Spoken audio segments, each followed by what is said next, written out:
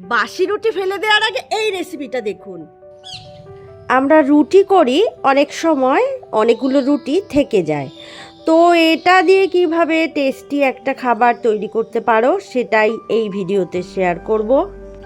যদি রেসিপিটা ভালো লাগে তাহলে কমেন্টে অবশ্যই জানিয়ে দেবেন। আগের দিন রাতে রুটি করেছিলাম, এখানে 6টা রুটি আমার থেকে গেছে, তো এটা সকালের ব্রেকফাস্টে কিভাবে আমি ঝটপট ভালো একটা কিছু তৈরি করতে পারবো সেটাই করছি। সবার প্রথমে রুটিগুলো একটা তাওয়ায় আবারও গরম করে নিয়েছি, তারপর ঠান্ডা করে এগুলো ছিঁড়ে নিয়েছি।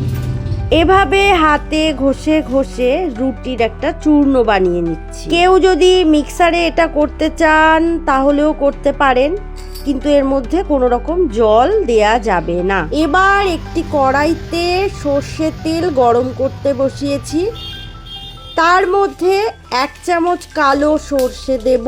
সর্ষেটা যখন ছিটতে শুরু করবে তখন 1 মুঠো কারি পাতা এর মধ্যে দেব, আর 1 বাটি মটরশুঁটি এখানে দেব।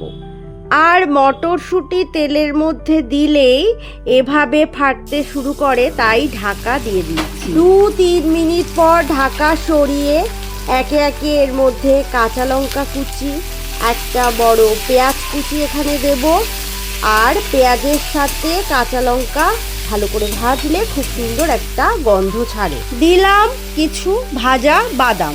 এই রেসিপিতে বাদাম কিন্তু খুব ভালো লাগে, বাদাম দিতেই হবে এখানে। তারপর আবারও ভালো করে নেড়ে ভেজে নিতে হবে যাতে কাঁচা গন্ধটা চলে যায়। তারপর এখানে নুন দেব পরিমাণ মতো, আর হলুদ গুঁড়ো দেব। নুন আর হলুদটা নেড়ে মিশিয়ে নেব, আর এই পর্যায়ে এখানে দিচ্ছি রুটির চূর্ণ। আর বেশি কিছু এখানে কিন্তু দিতে হবে না, তাতেই এই রেসিপিটা খেতে খুব ভালো লাগে।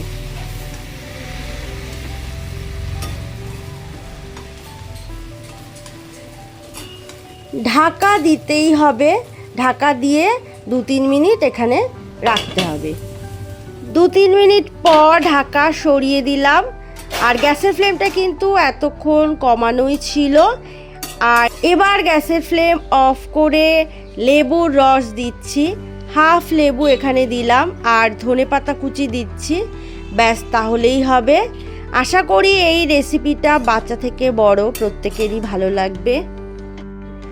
বাসি রুটি অথবা টাটকা রুটি দিয়েও এই রেসিপিটা করতে পারো।